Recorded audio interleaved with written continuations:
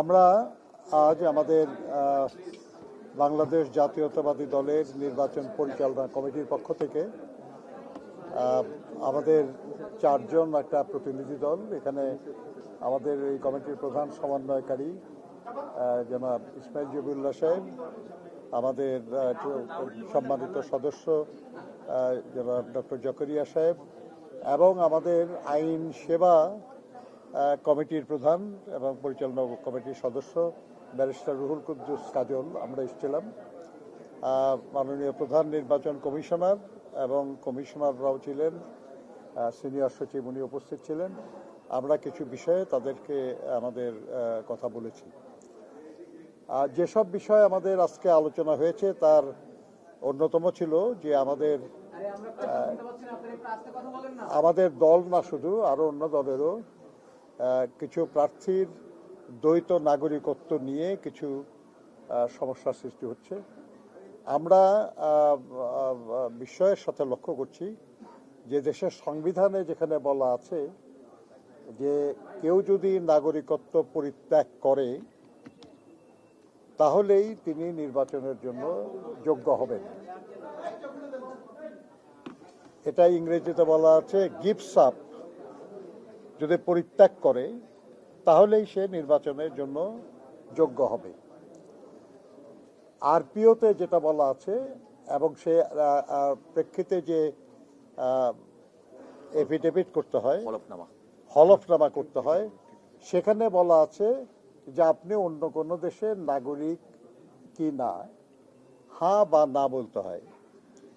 এবং সেখানে এটাও বলা আছে যে নির্বাচনের জন্য যে নমিনেশন পেপার সাবমিট করতে হয় তার সঙ্গে যেসব বিষয়ে প্রত্যয়নপত্র কিংবা প্রমাণ সাবমিট করতে হয় নথি, সেখানে এই নাগরিকত্বের ব্যাপারে কোনো নথি সাবমিট করার কোনো কথা বলা নাই। অথচ আমরা দেখছি যে কিছু জায়গায় রিটার্নিং অফিসার এই ধরনের বিষয়ে প্রার্থিতা অবৈধ করেছেন এবং এই নির্বাচন কমিশনে যে আপিল হচ্ছে সেখানে কিছু প্রার্থিতা বাতিল করা হচ্ছে। এটা আমাদের দলের নাও হতে পারে, এটা অন্য কোনো দলের হতে পারে, কিন্তু আমরা মনে করি যে আইন সবার জন্যই সমান হবে এবং আইন যা বলে, দেশের সংবিধান যা বলে সেটাই হওয়া উচিত। আমরা শুনেছেন যে ইতিমধ্যে অন্য একটি দল জামাত ইসলামের 2 জন প্রার্থী বাতিল করা হয়েছে। আমরা মনে করি যে রিভিউ সবার জন্যই হওয়া উচিত, তাদেরও হওয়া উচিত। তারা অন্য দল বলে তাদের জন্য অন্য বিবেচনার কোনো সুযোগ নাই। তো আমরা বলেছি তাদেরকে যে বিষয়টাকে জটিল করার কোনো অবকাশ নাই, কোনো সুযোগ নাই কারো। সংবিধানে যা বলা থাকে তার চেয়ে বেশি কিছু বলার অধিকার কোনো আইন বা কোনো কিছুর নাই। এই জন্য আমরা তাদেরকে অনুরোধ করেছি যে এই বিষয়ে যেন জটিলতার সৃষ্টি করা না হয়। মনে রাখবেন আপনারা যে এর মধ্যে অনেক প্রার্থী আছেন যাদেরকে গত 15-16 বছরের দুঃশাসনের আমলে দেশ ত্যাগ করতে হয়েছিল এবং সেসব জায়গায় তাদেরকে বছরের পর বছর থাকতে হয়েছে। সেটা করতে যে অনেককে নাগরিকত্ব গ্রহণ করতে হয়েছিল। আজকে দেশে পরিবর্তিত পরিস্থিতিতে তারা ফিরে এসেছেন, তারা নির্বাচনে অংশ নিচ্ছেন। তাদেরকে যদি এই ধরনের কোনো কারণ দেখিয়ে বা অজুহাতে যদি তাদেরকে নির্বাচনের সুযোগ থেকে বঞ্চিত করা হয়, আমরা মনে করি এটা খুবই অন্যায় হবে। এটা একটা প্রতিযোগিতামূলক যে সুষ্ঠু নির্বাচনের আমরা প্রত্যাশা করি, যে নির্বাচনের জন্য আমরা অপেক্ষা করছি, সেটা বাধাগ্রস্ত করবে বলে আমরা মনে করি। আমরা এটা আলোচনা করেছি যে পোস্টাল ব্যালটে পৃথিবীর বিভিন্ন দেশে আমাদের অনেক ভাই বোনেরা তারা ভোটার হয়েছেন এবং তারা নির্বাচনে তাদের ভোট প্রয়োগ করবেন। তাদের কাছে যে ব্যালট পেপার পাঠানো হয়েছে সেই ব্যালট পেপারে কেউ মনে করতে পারেন ঘটনাক্রমে, কিন্তু আমরা বলি যে এটা খুব উদ্দেশ্যমূলকভাবে দেশের কয়েকটি রাজনৈতিক দল তাদের নাম এবং প্রতীকটা প্রথম লাইনে দেওয়া হয়েছে। অথচ বিএনপির নাম এবং প্রতীক ঠিক মাঝখানে দেওয়া হয়েছে, যেটা ভাঁজ করলে কাগজটা এটা ভালো করে নজরেই পড়বে না। আমরা এই নিয়ে কথা বলেছি তাদের সঙ্গে, তাদের কথায় মনে হয়েছে যে তারা বিষয়টি ঠিক ওইভাবে খেয়াল করেন নাই এবং অ্যালফাবেটিক্যালি ঠিক আছে কিনা এটাই তাদের কাছে বিবেচনার বিষয় ছিল। কিন্তু আমরা তাদেরকে বলেছি যে আপনারা এখানে 5টা লাইন করেছেন, 5টা কলাম করেছেন এবং 14টা লাইন করেছেন, যার ফলে 3টি রাজনৈতিক দল, বিশেষ রাজনৈতিক দল, তাদের নাম এবং প্রতীকটা প্রথম লাইনে এসে গেছে। এটা যদি 5টা না হয়ে 6টা কলাম হতো বা 4টে কলাম হতো, 14টার জায়গায় যদি 12টা বা 16টা লাইন হতো, তাহলে কিন্তু এই ব্যাপারটা এইভাবে সাজানো সুযোগ ছিল না। কাজেই ব্যাপারটা ইচ্ছাকৃতভাবেই করা হয়েছে এবং আপনারা হয়তো নজরে পড়ে নাই, কিন্তু যারা আসলে ভেতরে কাজটা করেছে সম্ভবত তারা এটা কোনো উদ্দেশ্য নিয়েই করেছে। আমরা তাদেরকে অনুরোধ করেছি যে বিদেশে যে ব্যালট পেপারগুলো পাঠানো হয়েছে সময় থাকলে সেটাও সংশোধন করা, আর দেশের ভিতরে যে ব্যালট, পোস্টাল ব্যালট যাবে এবং সেটা এখনও পাঠানো হয় নাই, আমরা তাদেরকে পরিষ্কার বলেছি যে এই কৌশল যেন দেশের ভিতরে পোস্টাল ব্যালটে কার্যকর করা না হয়, এটা যেন সংশোধন করা হয়। আমরা এটাও বলেছি তাদেরকে যে এই পোস্টাল ব্যালট পৃথিবীর বিভিন্ন জায়গায় যে পদ্ধতিতে বিতরণ করা হচ্ছে এবং এটা সঠিক হচ্ছে না, এটা কিছু ত্রুটি হচ্ছে, যার জন্য আমরা দেখেছি যে বাহরাইনে একটি বিশেষ রাজনৈতিক দলের নেতৃবৃন্দ তারা এই অনেকগুলি ব্যালট পেপার তারা সেটা হ্যান্ডেল করছে। এটা ভিডিও সোশ্যাল মিডিয়ায় প্রকাশিত হয়েছে, ভাইরাল হয়ে গেছে। তো ওনারা বললেন যে এটা তাদের নজরে এসছে এবং তারা বাহরাইনে রাষ্ট্রদূতের সঙ্গে যোগাযোগ করেছেন এবং সেখান থেকে যে রিপোর্ট বাহরাইনের গভর্নমেন্টের কাছ থেকে এসছে সেটা এটা স্বীকার করা হয়েছে যে হ্যাঁ এরকম একটা ঘটনা তারা জেনেছেন। কিন্তু এই ব্যাপারে আরও তদন্ত করে তারা রিপোর্ট দেবেন এবং সেই অনুযায়ী তারা ব্যবস্থা গ্রহণ করবেন। আপনারা জানেন যে নির্বাচন কমিশনের পক্ষ থেকে বলা হয়েছিল যে যদি কেউ এই ভোটে কোনো রকমের কারচুপির চেষ্টা করে তাহলে তাদের এনআইডি কিংবা তাদের যে জাতীয় পরিচয় এবং ভোটার এগুলো সব তারা ব্লক করে দেবেন। আমরা মনে করি যে যারাই এই নির্বাচনকে বিঘ্নিত করার জন্য এটাকে কারচুপি করার চেষ্টা করছে তাদের বিরুদ্ধে যেন আইন অনুযায়ী কার্যকর ব্যবস্থা নেওয়া হয়। এটা আরেকটা বিষয় আমরা আলোচনা করেছি, তারা বলেছেন তারা এই ব্যাপারে ব্যবস্থা নেবেন। আমরা দেখেছি যে একটি বিশেষ রাজনৈতিক দল তারা আমাদের ভোটারদের কাছে বিভিন্ন এলাকায় সারা দেশেই প্রায় তারা তাদের ভোটার আইডি কার্ড, তাদের এনআইডি কার্ড, তাদের মোবাইল নাম্বার এগুলো সংগ্রহ করছে। উদ্দেশ্য পরিষ্কার বোঝা যায় যে কেন তারা এটা করছে। আমরা বহু নির্বাচনে অংশগ্রহণ করেছি কিন্তু কখনো এই ঘটনা ঘটে নাই, আর আসলে এটার কোনো প্রয়োজনও নাই, কিন্তু তারপরেও যে করা হচ্ছে এটা তো কোনো বিশেষ উদ্দেশ্যেই করা হচ্ছে। এটা নির্বাচনে ভুয়া ভোটার তৈরি করে তাদেরকে দিয়ে ভোট দেওয়ার চেষ্টা করার একটা ব্যাপার আছে এবং তাদের বিকাশ নম্বর নেওয়ার অর্থ হলো যে কিছু অর্থকরী লেনদেনেরও সম্ভাবনা আমরা দেখছি। আমরা এই ব্যাপারে তাদেরকে ব্যবস্থা নেওয়ার জন্য বলেছি, কারণ এটা নির্বাচন কমিশনের দেখার বিষয়। তারা বলেছেন তারা এই ব্যাপারে প্রয়োজনীয় ব্যবস্থা গ্রহণ করবেন। আমরা এসব ব্যাপারে প্রত্যেক ব্যাপারে আমরা চিঠি তাদেরকে দিয়েছি। আরেকটা ব্যাপারে আমরা আলোচনা করেছি, সেটা হলো যে আমাদের আমরা লেভেল প্লেইং ফিল্ডের কথা আমরা বলেছি। আমরা বিএনপি এই নির্বাচন যাতে যথাসময়ে অনুষ্ঠিত হয়, সবাই যাতে এই নির্বাচনে অংশগ্রহণ করে, কেউ যেন কোনো কারণে কোনো সুযোগ না পায় নির্বাচনের মাঠ থেকে সরে যাওয়ার চেষ্টা করতে না পারে, সেই লক্ষ্যে কিন্তু আমরা আমাদের চেয়ারম্যান তিনি উত্তরবঙ্গের কয়েকটি জেলায় সফরের একটা সিদ্ধান্ত নিয়েছিলেন। আমাদের দলের পক্ষ থেকে সিদ্ধান্ত হয়েছিল, উনি ব্যক্তিগত এটা এক ধরনের সফর ছিল। এখানে মৌলানা ভাসানীর কবর জিয়ারত করা, আমাদের 24-এর ছাত্র শ্রমিক গণ অভ্যুত্থানের আবু সাইদ যিনি শহীদ হয়েছিলেন রংপুরে, তার কবর জিয়ারত করা এবং দেশের ওই অঞ্চলের বিভিন্ন স্থানে এই গণ অভ্যুত্থানে যারা শহীদ হয়েছেন কবর আছে তাদের কবর জিয়ারত করা।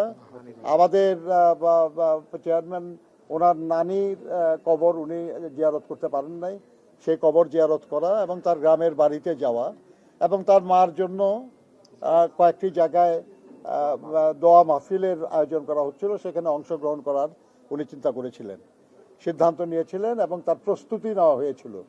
পরিষ্কার বলে দেওয়া হয়েছিল যে এটা উনি কোনো রাজনৈতিক সমাবেশে অংশ নেবেন না, কোনো রাজনৈতিক বা নির্বাচনী কোনো বক্তব্য রাখবেন না, এটা স্রেফ হবে তার ব্যক্তিগত সফর। কিন্তু তারপরেও এই ব্যাপারে যে কোনো কারণেই হোক, কারো কারো অনুরোধে হোক আর যেভাবেই হোক, নির্বাচন কমিশন আমাদেরকে অনুরোধ করেছিল এই সফরটা স্থগিত করার জন্য।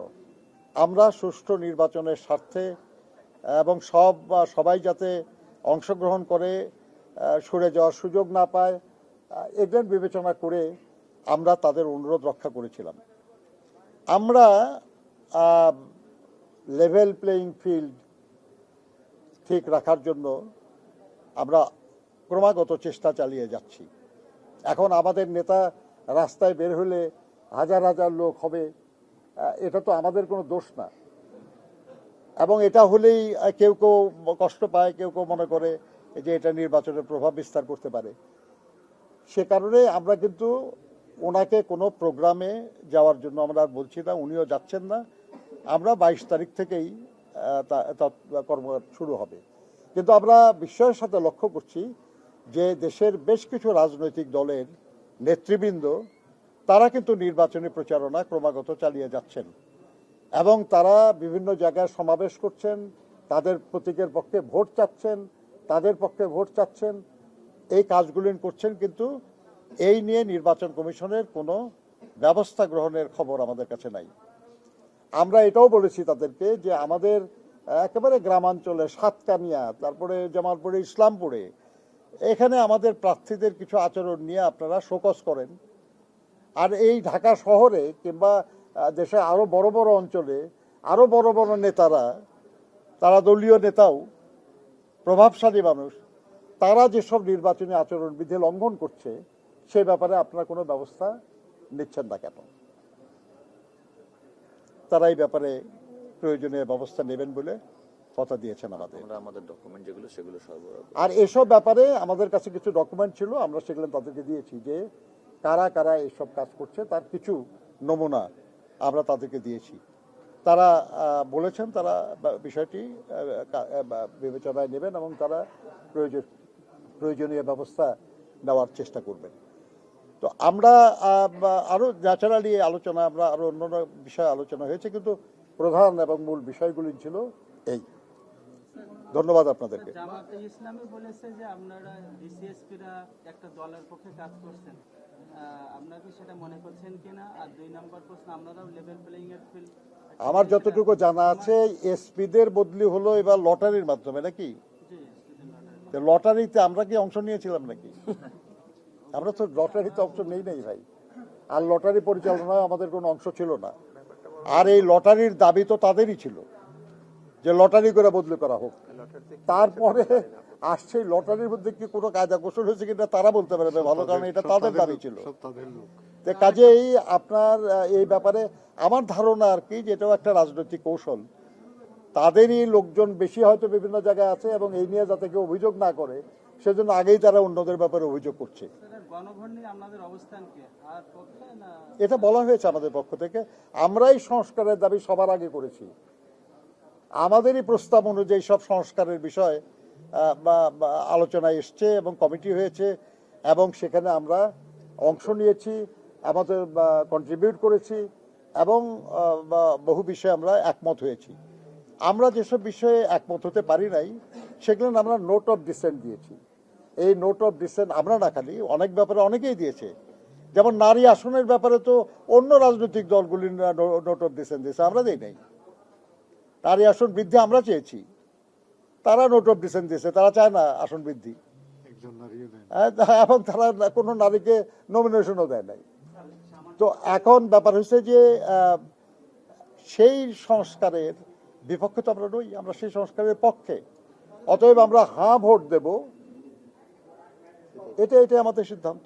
আচ্ছা ভাই, আরেকটা বিষয় আপনার দলীয় নমিনেশনের ব্যাপারে বলি, যে বগুড়াতে বিএনপি বগুড়া একে 2 জনকে নমিনেশন দিয়েছে, তো তার মধ্যে একজন আবার আরেক প্রার্থীর বিরুদ্ধে অ্যাপিলও করছে। এই বিষয়টা আপনারা কিভাবে সমাধান করছেন বা কিভাবে? দেখেন, আপনার একটা প্রার্থী যখন কেউ হয় তখন সে ইন্ডিভিজুয়াল।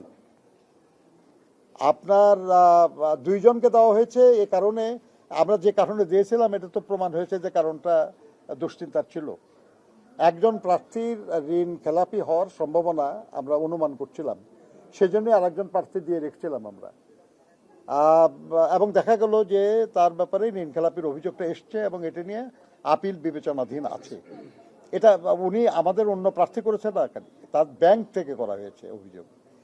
তো যদি সেটা বাতিল হয় কোনো কারণে, তাহলে আমাদের একজন অল্টারনেটিভ আছে, সেখানে সে নির্বাচনে অংশগ্রহণ করবে।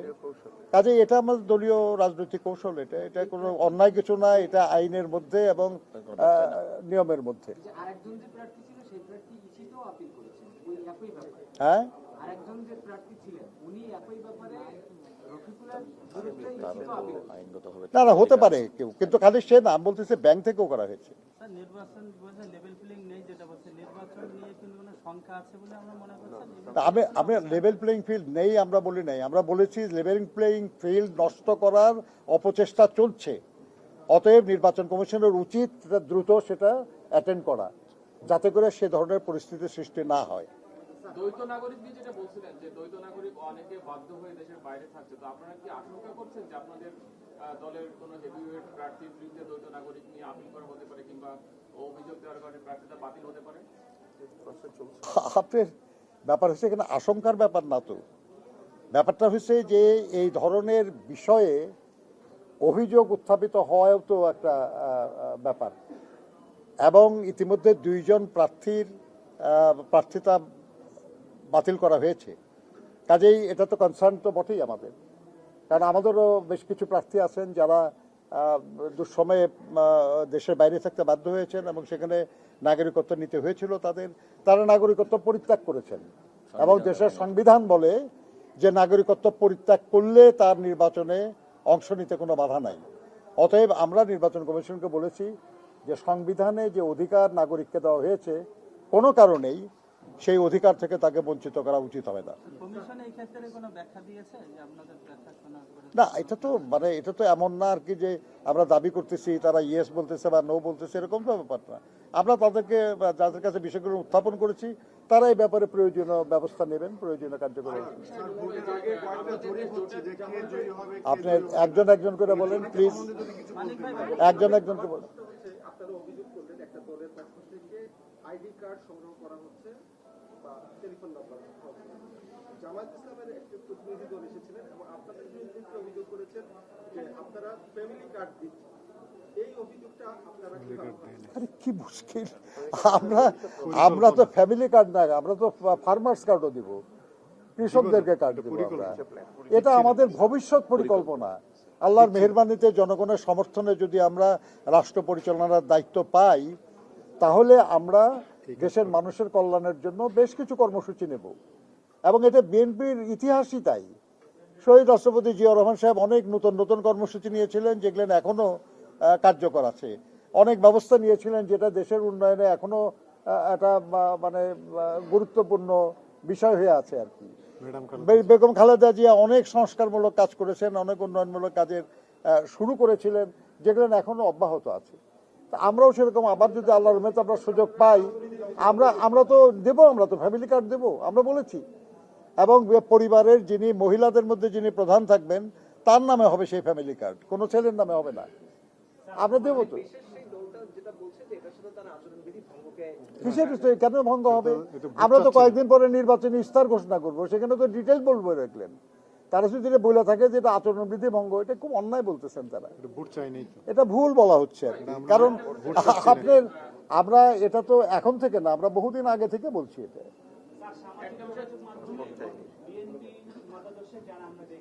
আমরা দেখছি যে তারা না ভোটের পক্ষে প্রচারণা চালাচ্ছে, কিন্তু আপনারা সুস্পষ্টভাবে আপনারা ভোটারদের বলবেন আপনারা আসলে হ্যাঁ ভোট দিবেন না না ভোট দিবেন আমি একটু আগে বলেছি যে আপনাদের যারা এলাকায় আছে, আপনাদের যারা এলাকায় তাদের যে সিট আপনারা দিয়েছেন সেটাই কি চূড়ান্ত নাকি নতুন করে আরো রিসাফল হবে এটাই? আমার ধারণা এখন তো আর রিসাফল হওয়ার কোনো সুযোগ নাই, তাই না? এখন তো প্রত্যাহারের সময় যাচ্ছে।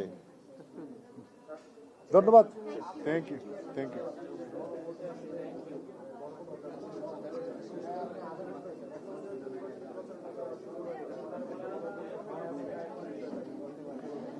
এখানে গণভোটের ব্যাপারে তো সরকারের তরফ থেকেও প্রচারণা চলছে, সেটা যদি অন্যায় না হয় অন্য কারো বললে অন্যায় হবে কেন? ধন্যবাদ আপনাদের। আসসালামু আলাইকুম।